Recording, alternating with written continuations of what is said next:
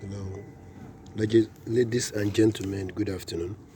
We're about to take you on another lecture based on jackhammer repair and maintenance.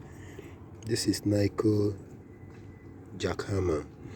It has a fault of it doesn't crack, it doesn't hit, it doesn't hammer. So this is a piston, and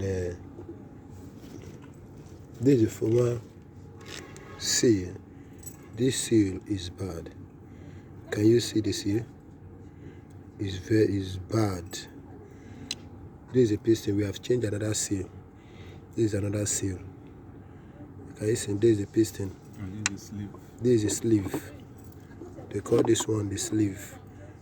The sleeve, the piston works inside the sleeve. And this is a housing. And this is a housing. This is a housing. Can you see the housing? Or you call it the block. So we are about to go on to do the job. Just stay tuned and watch as we repair.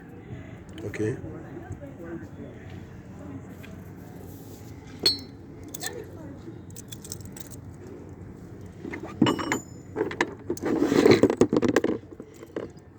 This is a push rod.